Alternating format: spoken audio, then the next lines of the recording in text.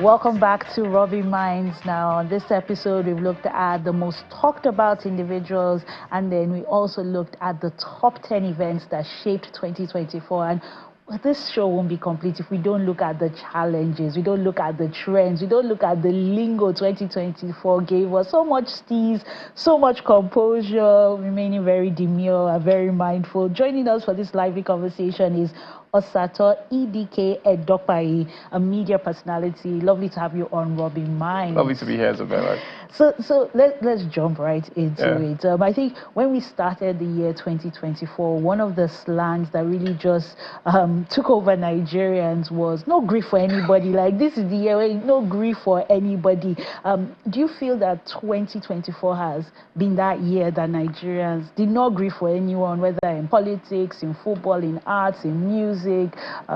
What do you make of it? I think one of my favorite things about being Nigerian is Nigerian excellence. There's just a level of, doggedness that we have. And I think at the start of the year, it was in January, I think, when the trend became a thing. No grief for anybody. Everybody thought, you've been too combative and so on. But I think it was more about assertiveness. It was a great start to the year. And you look at everything that happened through the course of the year, a lot of people achieved really big things. A lot of Nigerians soared, whether in entertainment, in sports, in politics to a degree. Yes, there were challenges that we faced as a nation, but largely it's the end of the year and we're still standing. So I think to a degree it was a pretty successful trend. Yes, I think you hit the nail on the head when you talked about the assertiveness. Like, this is our year. This is the year that despite anything happening, we're going to succeed, right? Won't grieve for failure.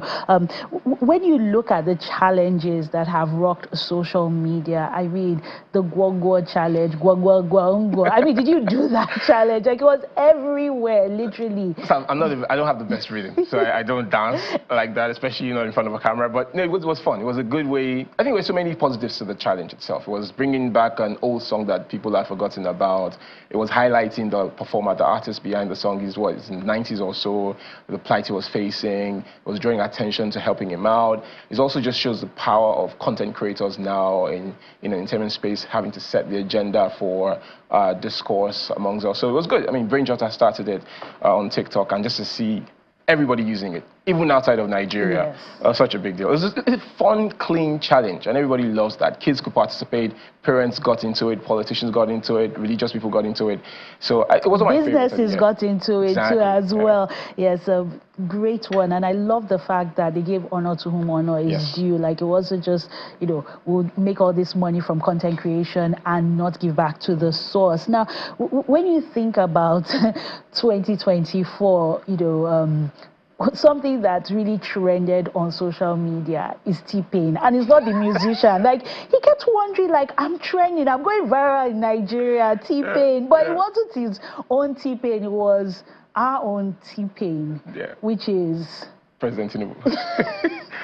That was interesting. I woke up one morning and I saw T-Pain at the top of the trends table on X, and I mean, I work in media, so I immediately had to investigate, like, did the real T-Pain drop a new song? Is he making a comeback? I know he's a gamer now, so what's happening there? And obviously, I think it's just our way of coping in this country. I mean, over time, when we began to use it a bit more often, you got people in the presidency saying, oh, we shouldn't call him T-Pain, he's doing his best. But look, it's our way of highlighting the sort of challenges we're facing. And Nigerians like to tackle difficulty with some humor, right? So I think it was a pretty clean, fun way to say, this thing, economy tough.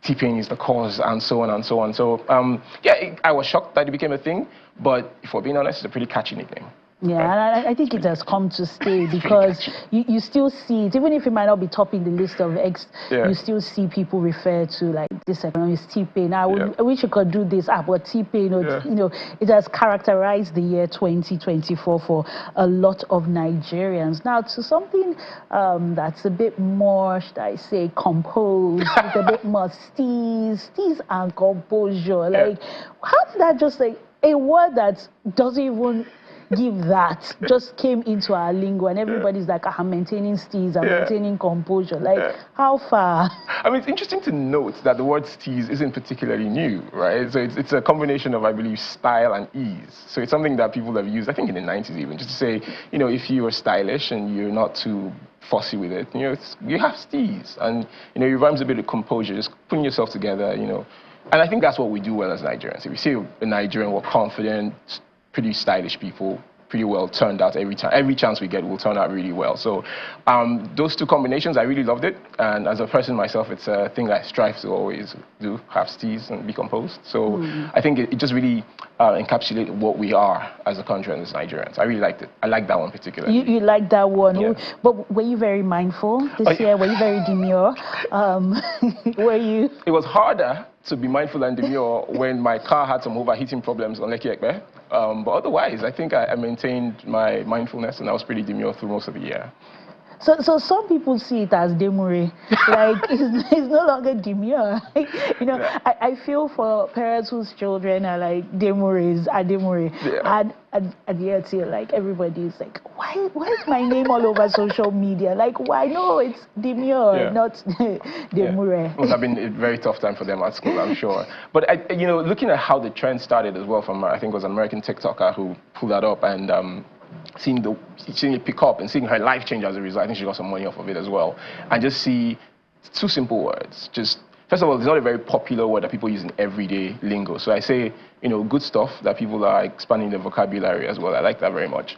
But yeah, I generally like the trend, and, you know, it had people, you know, position themselves in a way where, you know, same with steez and, you know, composure. You're put together in public. Be demure. You do this demure about it. You don't do any. There's no gra, you know. And those are the sort of things that I like. So yeah. I like that too. I actually use that being mindful and demure to an event I hosted, and I used that as the voice, and it actually worked very well. Yes. So I think it was quite a successful challenge. Now, another one that polarized people, especially people who are very big on skin issues, is the play on bleach, which is Esther bleach. So like, did Esther bleach, or are you saying it's established? Well, so some people were like, look, I'm not going to jump on that because you're telling people to go bleach, but it's actually a play on established. I think they're taking themselves a bit too seriously, for being honest. It's just a fun. It's basically saying, and I'm very mindful of the pun. Yeah, I'm very mindful of the pun of what I'm going to say next. It's basically to show people's glow up, right? And I don't mean that they bleached and started like glowing up. It's just, you go through a stage of life where, you know, Sakpa and all these other factors are hitting you. T-pain. And you work hard, you do well for yourself, and, you know, you like to show that you're successful. Now, again, Nigerians, we like to show off. So, as Esther bleached, you know, she became an established person in society and had to show it off. I like that too. I like when people show their progress in life and, you know, show how well their hard work has paid off for them. And like you said, you know, all these challenges cut across different walks of life, you know, politicians, religious people, the lay people, and I have to go back to one that also became quite controversial because it was from a religious body. I am a chosen. Are you a chosen? My God, yes. I see that one. I was a bit confused on how to play on that. But again, I think it just stems from the fact that we don't take ourselves too seriously in Nigeria. And you watch, for example, a television broadcast of a church, and it's strange to most people. If you're not part of that congregation in that instant, for most people, it's a strange way for a group of people to behave, to yell those 4 words, I'm chosen, I'm chosen. So people sort of jumped on that. And again, as with everything in this country, if things are a bit too tough or too difficult to have a conversation about, you need to add some humor, right? So when you go on the bar and say, whatever difficulty that's going through, if you are facing hunger, tell your hunger, I'm a chosen, and the hunger will supposedly disappear even if you don't work out. So I think it's just one of the ways we cope in this country, and I like that too. And I'm sure it did wonderful for their congregation and numbers on their social media. If anything, it's definitely shone the light on that particular congregation, what they're about, even though they weren't so happy with the newfound popularity, because some people, well, like you said, you're a bit on the fence with that one, but sort of like the established one as well. This December period, you know, let me ask you, what word, you know, captures Dirty December? What word did this season give us?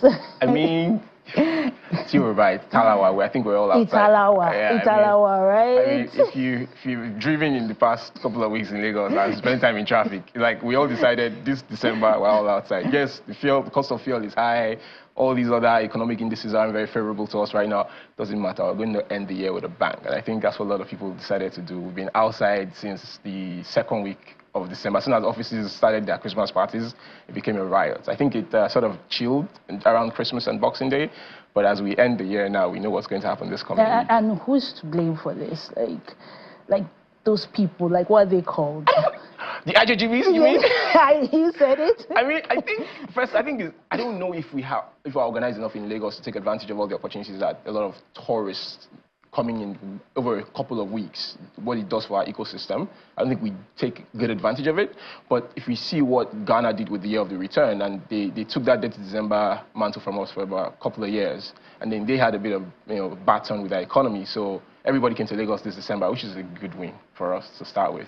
But I think we just need to be more mindful on how we're putting together our act and make sure that we actually take advantage economically from all these things happening. Because again, next December, we're going to be here. There's going to be traffic. But what can we do over the next 12 months to ease the pain for every other person? And, everybody should enjoy the period as well. And I think for me, the latest one is Oble. This is season of Oble, of enjoyment. And that's how we're going to finish 2024, because it has been a tough year. Thank you so much, Sato. I mean, we started off looking at No Grief for Anybody, which was, how we started off the year 2024. We looked at T-Pain, Established Challenge, Gwa, Demure, Steve's Composure, Very Mindful, I'm a Chosen. And I think shout out to the JBs, like, thank you.